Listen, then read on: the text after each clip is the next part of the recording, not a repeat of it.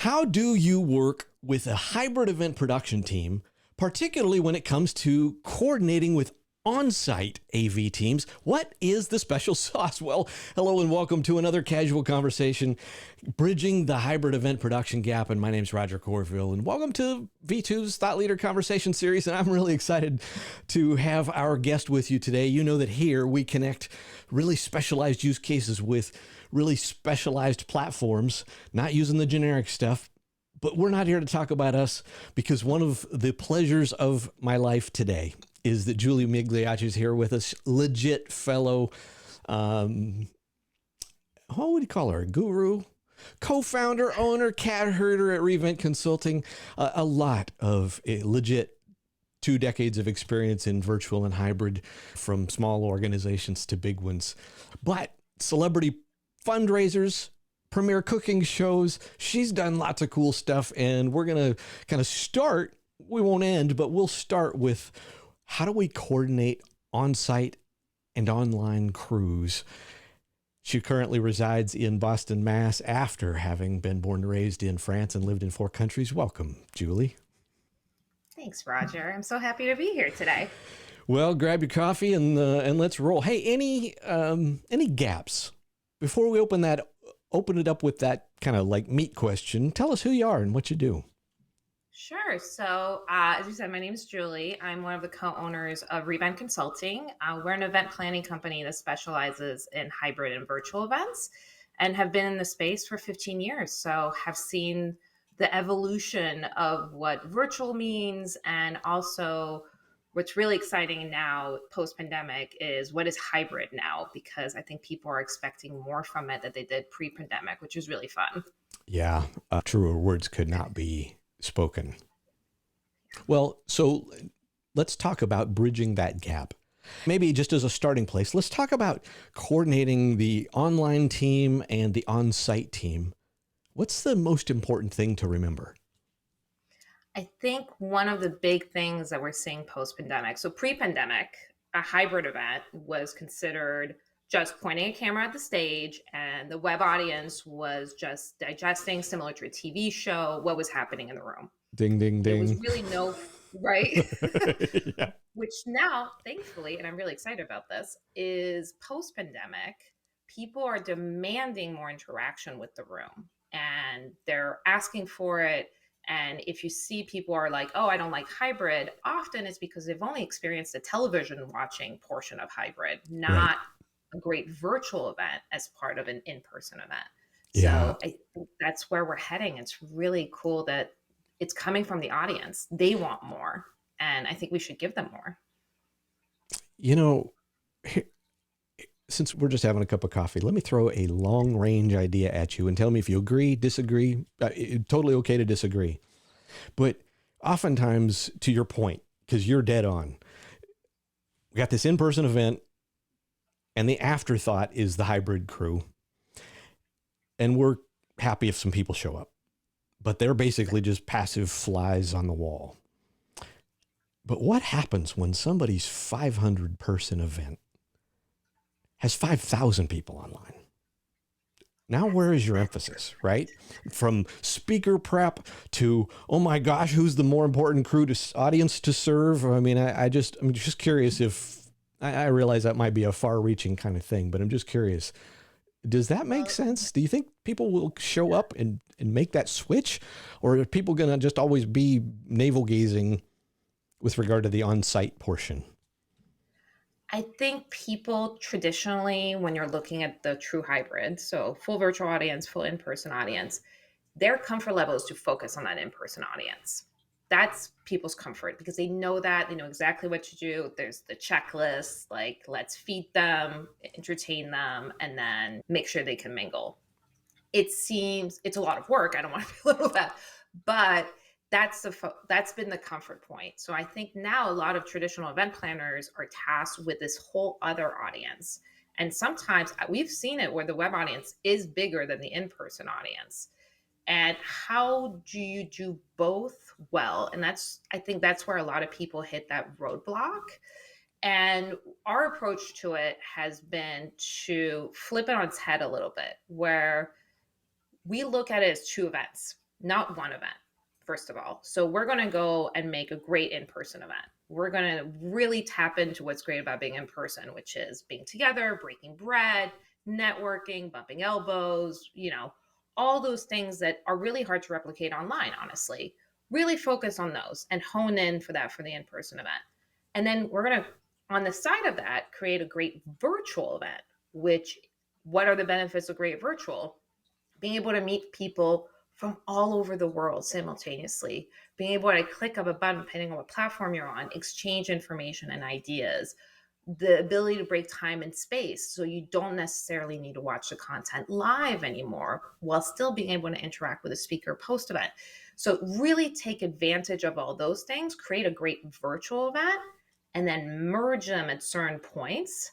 But it doesn't have to be for the entire event. You can go in and out of merging them, again, tapping into what's great about both and taking advantage of them. And that's been our approach. And a lot of our clients find it really interesting that we're planning 2 events. We're not doing just one.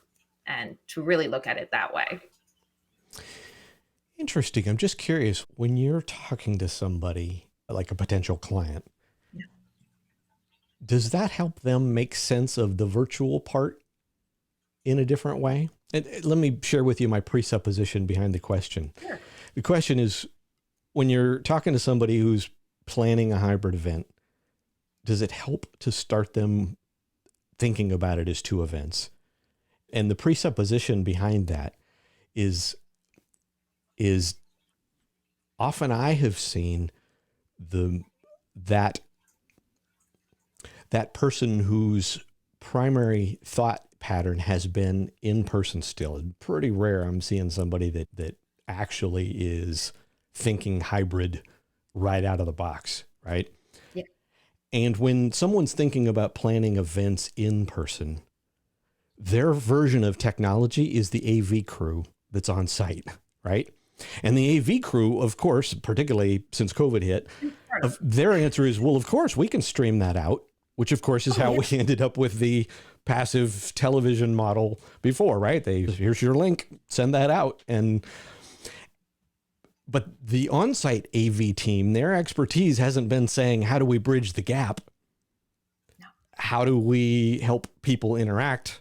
Is there a way for us to help on-site people interact with the people that are online or vice versa? So back to that question, when you're first talking to somebody, where is their head often at?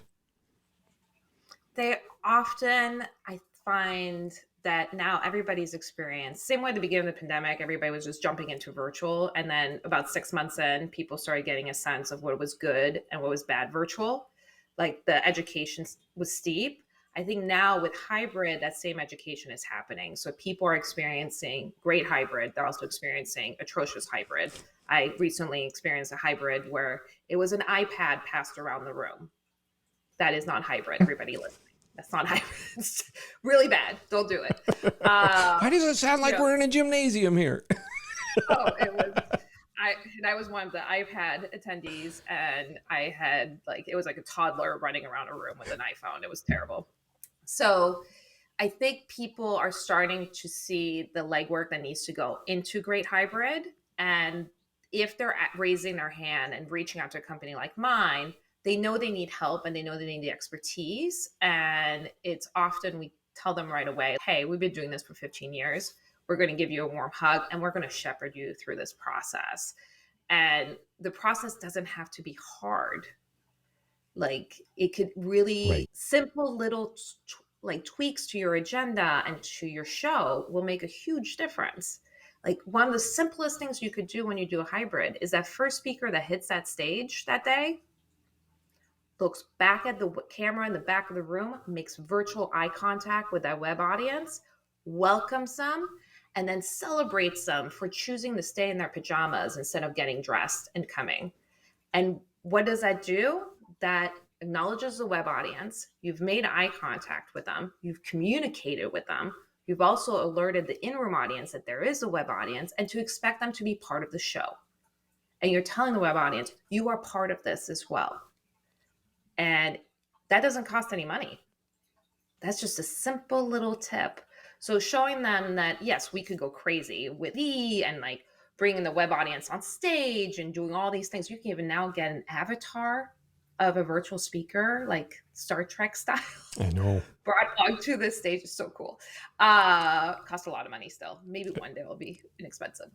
But you can really do simple things to create a great hybrid event without spending a ton of cash, and just showing them those little tricks that will make a huge difference. Yeah.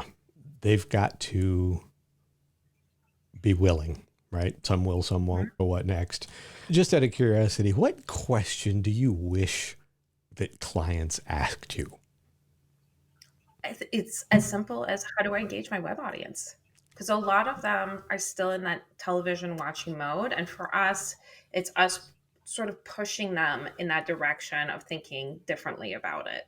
A lot of the hybrids that we're seeing, we're really pushing them. And once they've done it, they see it, they understand it. They're like, oh, our web audience gave us great feedback. Or if it's a fundraiser, oh my God, we raised an extra $50,000 off the web audience by doing these little things that make an impact. And I think a lot of them have to see it to believe it, which is okay. We're happy to show you the way.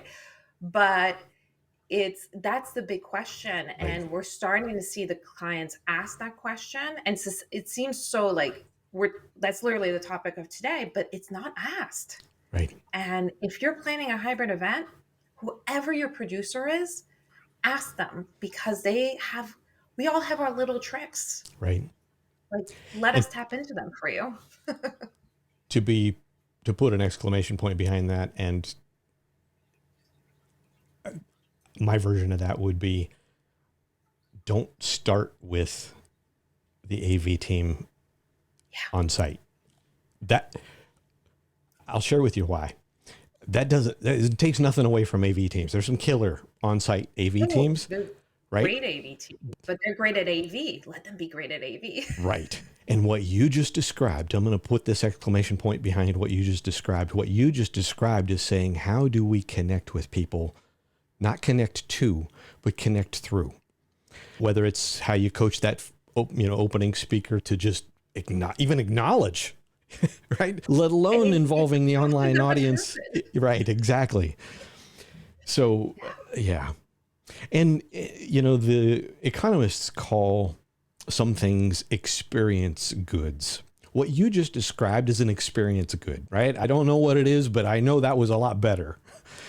And there's an important distinction that is hard to put, in 3 bullet points on your website, which in fact is part of why we're just hosting some conversations like this. So where do you start? Somebody comes, they find you. By the way, Revent.consulting, not .com. Consulting is the domain. Revent.consulting is where you're going to find Julie and the crew. But where do you start? Somebody gives you a shout, and let's just say, they like a little bit of the story that you've shared, probably like what you've just shared here. When you start walking them through, what's that next step in terms of going, how do I help them take what's in their head and flesh it out so that we have this awesome integrated experience? The first step is, I always like to look at, what's the main purpose of the event? What kind of event is it? Is it a fundraising event? Is it a conference? Is it a speaker series? Is it a celebration event? Who's attending? So what's the average age of the audience? What is the main goal? And I often ask our clients, if one thing didn't happen with your event, whether that's hybrid, full virtual, or in person, if one thing didn't happen, what was that one thing that would make you upset? Let's say their response is, I would be really upset if none of my attendees got to connect with people. Then, we're really going to hone in on that. And then the next step after figuring out the main purpose is finding the right virtual home. Roger, as you know, there is hundreds of virtual platforms. Right. Some are better at hybrid than others. Some are easier to use than others. Some are cheaper than others. It's finding that virtual space for them to host the event, to host a hybrid event, to make sure that it's ticking all the boxes that they want to do. So if they're doing, let's say, a hybrid fundraiser, we're going to go to an event.gives, a GiveSmart, platforms that are specifically made for fundraising, where the buttons show up on the screen. You could still sell your tickets for your in-person event on there. All your sponsors are listed, your silent auction, everything's on the same platform. We're going to go more that route. If it's a conference, we're going to look maybe if they have a smaller budget, Zoom events, or we're maybe going to look at Excel events, or even look at some of the bigger platforms out there, depending their budget. And those platforms are going to focus more on human connection, on ease of use, on a multi-day event, those types of things. So we're really going to dive into the different options and then present that. And then once you have the home, then you start the fun part. So it's the planning, it's the look, it's figuring out what kind of AV we need. And that's when we bring in our AV partners. Do we need 1, 2, 3, 4 cameras? Do we want a drone shot? Do we want the crazy AV with, the avatar speaker on the stage? Are all your speakers in person? We're seeing a lot more virtual speakers as part of hybrid events. So look at the full spectrum of the event, and then we really slowly dive into event day and where we get there. But like speaker prep, all that jazz goes into leading to event day. But the first step is the why. Why are we here? And what? Just out of curiosity, how often are you bringing in the on-site team versus how many times are you intersecting with the on-site team that you've got that is either already in place or is required by the union, that whatever that might be? Most dreaded AV team. I would say it's about 70-30. 70% of the time we provide the AV crew. So we tend to look at local resources because it's so expensive to fly equipment that we do have local partners in all the major hubs in the world, really bring them in. And it's people that we know can do it, but right. If it's the client's AV company, I get on the phone with them as quickly as I can. Like, let's iron this out. Like, okay, we have a remote speaker. Let's talk about the plan for that. Because, with a remote speaker specifically, it's really easy to get an audio feedback loop. And that's when everybody's staring out their headphones. Yeah. You want to make sure they're bringing the right equipment, that they're saying the right words, and you're getting them to think out of the box.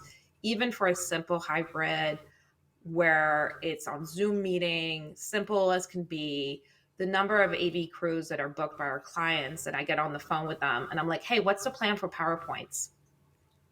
And they just look at you with deer in the headlights. Like, what do you mean the plan for PowerPoints? I was like, well, are you going to just have a wider shot on the camera so we can see the screen in the room, which is the cheapest way to do it, but not super crisp? Are you having the decks loaded locally and putting that through the video stream? Or are you having somebody sharing locally and mimicking what the speaker is doing in the room? And just asking those simple things ahead of time, you can get ahead of it versus you're 5 minutes from opening the doors and all of a sudden they're like, oh, there's no plan to sharing PowerPoints. So we're just going to see the speaker. We're not going to see what they have projected on screen. So get on the phone with them as quickly as possible and really think through the whole process, even for the simplest hybrids. Those are the things that are overlooked. Yeah, I think that is one of those things where the relative task lists of on-site versus online mean that people who live in one paradigm are often, have a different set of priorities from 1 to 100 than. And I'll just add this as a guy who wrote multiple books and spent a lot of years on the road as a professional speaker. I can tell you that I think you want to hit it out of the park with speakers. Ask them what they need before you go finalize all your AV decisions, right? Oh, you want to play video. Is that embedded in the PowerPoint or is that a separate video file? Do you have the rights to that video and certain things, those kinds of things? But I mean, it up the Keynote file on our USB stick. Right. All those things are so important. And that's where the speaker prep is so important. Like, you really want to nail down what your speaker is expecting. Like, I recently had a speaker that wanted like clown noises, and thankfully we had been we knew, so it was part of his presentation. So we did have two-way audio going back into, like, it was all included going back to the web, so that they didn't miss out on that lovely noise. Dang it! I don't have any clown noises teed up. But there you go. Yeah, it's if to me, tell me if I'm taking your words out of order. When you go, okay, what's your purpose? Who's your audience? To me, it's almost like my job is in the production business is to connect the speaker with the audience and the audience to the audience, right? And so missing that opportunity to say, hey, what are you going to do with PowerPoint? What is the nature of interaction? Interaction from the audience to the speaker, interaction from the audience to the audience. Usually interaction from your web audience to your speaker. Right. Because you also want to make sure that that's taken into account. How are you handling web questions? All those things. And back to our previous point of people are more comfortable with in person. I think now it's harder to get that information out of speakers. People are gotten back more into, I'm just going to show up and like do my PowerPoint. And like, so it's really putting the emphasis to your speakers of like, hey, we want to help you connect. We want to help you shine on that stage. We need to know what you're doing so that we can help you do that. Yeah. I've done multiple gigs for MPI, Meeting Professionals International, right? Yep. And one of the main things that I focused on was how to change or tweak your RFP when you're putting out an RFP for speakers at your conference or something like that. Tweak your RFP to figure out if that speaker can pull off what you want, the experience that you want your audience to have. And I'm just like, put it out there. You'll be surprised. Right. The flip side of the coin is probably like everybody else. I'm in some specialized, Facebook and LinkedIn groups as a professional speaker and an advanced, and the conversations go around there too, right? Speakers start having conversations about speakers bureaus and event planning organizations and whatever. Hey, anybody worked with these guys? And so the reputation goes both ways. Just out of curiosity, I mean, I've probably waited too long, but pick one of your fun use cases, the cooking show, or is there a favorite story that you just kind of shows off, kind of one of those corner case things that's a lot of fun? Oh, I did one years ago. So this wasn't under my umbrella, but years ago did a plane reveal for a big airline where they rebranded they just did a full rebrand. And part of that rebrand was a hybrid event in a hangar in Portland. And so we were in a plane hangar, no internet, by the way. So I had to bring in internet. We had multiple systems, cross your fingers that it works. What? There's cameras. There's no broadband in, well, I mean, there is nowadays, but there's no broadband in airplane hangars? No, not a thing. So we also had to bring in power. So we're bringing in everything into this space, have cameras mounted to the ceilings on tracks. We had about 7 cameras, full stage, t-shirt guns, the whole thing, full hybrid. And it was all about the reveal of the plane. So the actual stewardesses came out at one point and danced Gangnam Style. So you could get a sense of the era that this was into, because Gangnam Style was all the rage back then. Yep. And Google at one point, it was like sparkles everywhere, drape falls, new airplane right behind the stage. And it was just so cool to because not only did we produce a hybrid that day, but we produced television in a real way where it was incredibly entertaining for the in-person audience, but as well as the web audience. The way we brought in the web audience it was a one-way platform. So meaning that the stage could speak to the web audience, but the web audience could only respond back through a chat box or Q&A box. We actually brought up their chats on the screen in the room. So you would see it light up, like, there's the web audience. The moderator was like, oh my God, Steve, we see you. Isn't it so cool? And made them part of the conversation in a way that the in-person audience couldn't be. So we gave them a moment to shine. And again, not super complicated. We're not talking about crazy AV here, but it allowed them to be part of it and to be seen as part of it. And we created a real entertaining show for them. And that was that was one of the crazier ones that I've done. And I was banned from using the t-shirt guns, which I thought was very unfair. T-shirt guns? You put a t-shirt in a thing, and then you shoot it from the stage and somebody gets a t-shirt. And I really wanted to show up. It wasn't allowed, which You heard feels it here unfair. first, folks. If you want to do a virtual event with a t-shirt gun, call Julie. Right here. But that was one of the crazier ones we've done. But we've also done, my favorite ones are the virtual fundraisers because you're helping a nonprofit that often is limited in funds and their events, their big event, and to watch the power of hybrid, of them being able to tap into an audience that isn't in the same geographical location as the physical event, and to be able to get donations and more contacts by adding that hybrid. They've made like an extra $50,000 to $60,000 just because they made it hybrid, Yeah. and that's money they would have left on the table if they hadn't. Yeah. So those are the ones that like make me really happy. That one we did have one of my favorite auctioneers do, and he's a little crazy and it was hard to keep up with him on camera. But I was like, just don't go under the tables anymore. Just stay at least where we can see you. So we could try to follow you through the room. But that's the power of hybrid for me, is being able to tap into a totally other group, and with fundraisers you can see the impact right away, which is cool. Yeah. You know what? You just brought up something or made me think of something that relates to how this has been transformative for business models. Broadly speaking, you need three big buckets, right? Production, promotion, and presentation. Those are kind of the three big buckets of people and process that we work with. And so far we haven't talked about promotion, but as you were just describing that, you just made me think about one of the fundraising experiences that we worked on, and one of the discoveries for them, right? I mean, virtual venues is virtual event production, like Revent is. One of their discoveries was how much farther into the process they could continue to send out invites.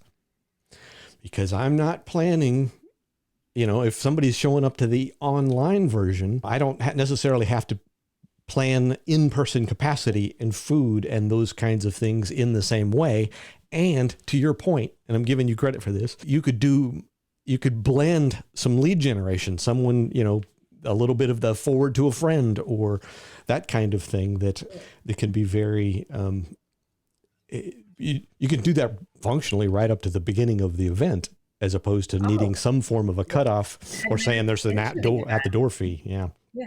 Those tickets could stay open through the event, where while the event has already started, you could be selling tickets, where in person, you could probably, squeeze in an extra 20, but you're not going to squeeze in a few hundred. Right. And virtually, depending what platform you're on, obviously some platform is hard caps, but if you have a platform that the more the merrier, and that's part of that, also that planning process when we're looking at platforms, is do we expect a big surge, and do we want to be prepared for the big surge, which is always a good thing to have.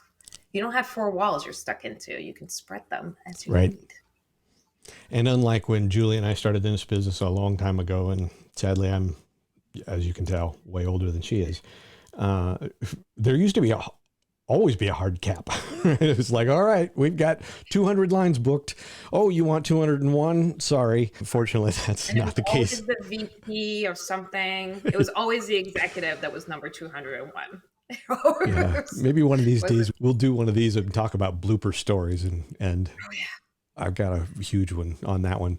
But continuing on the fundraising, you mentioned something, I don't know, half an hour ago that made me think of something that somebody listening right now could be thinking about.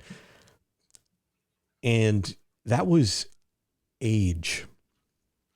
And here was an experience of mine, and I'm curious to know how you might think of how you might tackle it. And it's not ageism. It's literally thinking about demographics and psychographics from a generational perspective, so that we understand how that virtual attendee may be joining, which includes understanding their relative technical literacy, right? And some people go, pull out my phone. And some people are like, just out of curiosity, have you ever run into that? Or if you were talking to somebody, here's an example. I'll just give you a use case.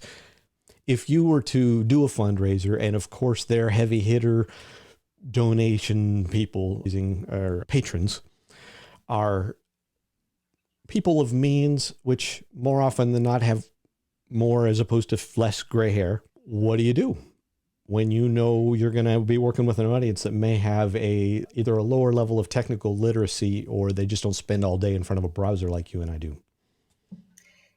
That's the hard part. And COVID has definitely helped with that. I think, we might have worked on this event together, Roger, where there was like a 96-year-old man and he kept jumping between sessions and everybody was cheering when he was in there. He was like, I got Harry. Like, he was wonderful. It's Forgot about that. Yeah. It's been a learning curve of technology as people get more comfortable. We have seen it. So with fundraisers, what we're helping, even if it's just an in-person fundraiser, we're helping sort of bridge the gap of bringing some of the aspects online. So registration is online, touchless check-in. So you arrive, you say, I'm here on your phone, you get a text message with your bid number and your table number, so that you don't have to wait in the long registration line. All the virtual auctions online, the biddings, everything's online, and it's done through your phone. The first one we did, a gentleman that was significantly had a lot of gray hair. He, comes in and he shows me his flip phone.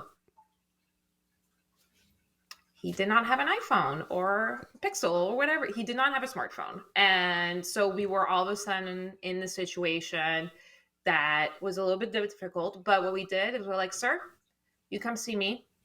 And we bid on his behalf all night long. So it's more about thinking on your feet. But you definitely want to think about that. We're playing another hybrid fundraiser in the fall here.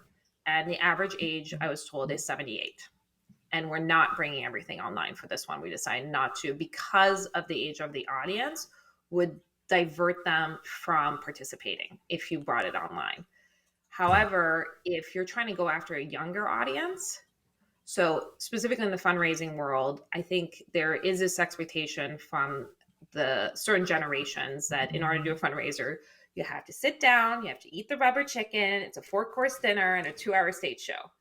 That's the expectation. Right. I think the younger generations, the younger millennials, the Gen Zs, that group, they don't want any of that, but they're willing to give you their money. So for them, that's where the tech is interesting. So you want to really see who your audience is so that you can use the right technology and use it wisely for, depending on what your goal is and who's going to show up. And if it's both audiences, which is hopefully the case, then what you do is you prep for the person that's going to show up with their flip phone with iPad stations, buy the silent auctions and those types of things so that you're ready, which is what we're doing with this group for this year. We're prepping for the flip phone gentleman pretty heavily. Make the tech as easy as possible. Exactly. Though you're going to have to stop telling that story now that smartphones are going back to the flips, the foldable. I was reading about Gen Z's going back to flip phones and I'm like, oh, you're killing me, small. Well, it's because I don't need something the size of an iPad doesn't fit in my pocket. That's part of the challenge. But let me highlight something based on something that you just said, because something that Julie just said really should affect, if you're a planner or a thinking ahead, you're the person that owns this event. The reason you want to call Julie as early in the process as you possibly can. Don't make the hybrid or the online piece an afterthought or an add-on. It's not an in-person event plus an add-on.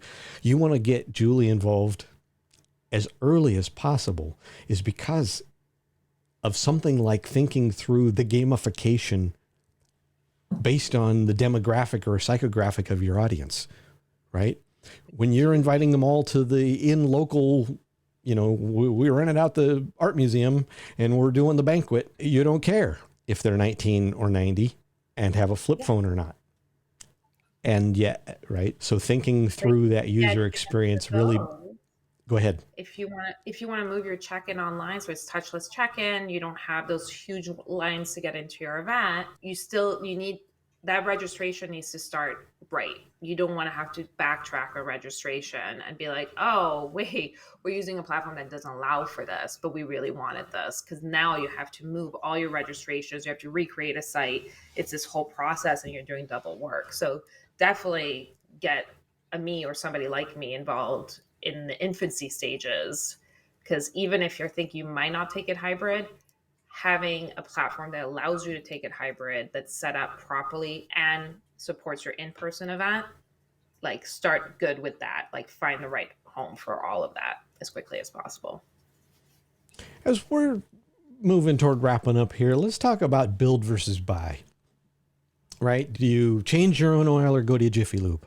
Just out of curiosity, when I presume they're at least searching or somewhere down the process by the time they actually end up on the phone with you. But when you're talking particularly in the corporate world, how often are you running into somebody who's thinking they can do this themselves versus why should I hire you? A lot. We call it the dreaded intern. That's like, I can do this. Which, no offense to interns, maybe they can. I could be very wrong, but know your limits. We're experts. I'm not going to pretend I know how to change oil. I don't. I go to Jiffy Lube. I could learn. I could spend a lot of time on YouTube and figure it out. We know what we're doing. We have our pulse, our hand on the pulse of the industry. We know what cool tech is out there. We know how to use it, and we can make your event stand out versus somebody who's learning it as they're doing it. They'll get there. We're not curing cancer here. We're not rocket scientists by any stretch of the imagination, but let us bring your expertise so you don't have to learn it from scratch. We're the cherry on top of the cake. We're the wedding planners of the virtual and hybrid space. Yeah. Let us plan your wedding. Pretty much. I think not that we don't plan weddings. here's part of my experience. I'm curious to know if you would agree with this characterization, but oftentimes if it hasn't been done, oftentimes someone doesn't even know the right questions to ask. Exactly. Like they don't know. And that's okay. And that's why trust is such an important element, of course, and why I'm sure Revent, like we hear at virtual venues, grow almost exclusively through referral, right? Oh yep, you got to talk to Julie. It's word of mouth. Right, because there's a ton of options, and I trust that here 45 minutes later, one of the things that I hope you would take away from this is that the depth of nuance here isn't something you can communicate in a brochure or on a website. I mean, you could if it was 500 pages, but who's going to read 500 pages of stuff on a website? Anybody. But yeah, no, get the experts in the room. Like, I also, when we're trying to do a complicated AV setup, AV guys know their stuff. They know what's happening. We tap into our AV partners and be like, hey, we have a client that wants to do this crazy thing. What do you think? Find the right people that you can ask and then know the right questions to ask, because they will lead you to success, whoever that person is. Yeah. So if you don't speak API, SMTP, or LMNOP, Julie is who you want to call. Julie, thanks for spending a little time. How do folks get in touch with you? You can go to revent.consulting to reach out to us. My email is julie@revent.consulting, and never hesitate to reach out, even if it's just a brain pick. You are allowed to pick my brain as long as you need to execute it, because good hybrid and good virtual helps us all. So we could all, with helping each other, do better and be better. And with that, I trust you see exactly why I was really tickled to just have Julie be one of our guests. I mean, obviously Julie and I, as you heard earlier, have worked on projects together. And if you are on Virtual Venues YouTube channel and you see the one with Robert MacArthur, there is some, there's a reason we all go way back. And one of the really useful things to think about, I think, is exactly what Julie just said. We love to help. there isn't anybody in this business, and I'm just saying this to vouch for Julie and the crew at Revent. There isn't anybody in this business who isn't here first and foremost because they love to take care of people and help people be successful. Because at the end of the day, it's not about technology, it's about people. And that's one of the things that I can say is beautiful about Julie and the crew at Revent. So with that, Julie, thanks again for being here. And thanks to each and every one of you for just tuning in. And if you're still with us, one of the things that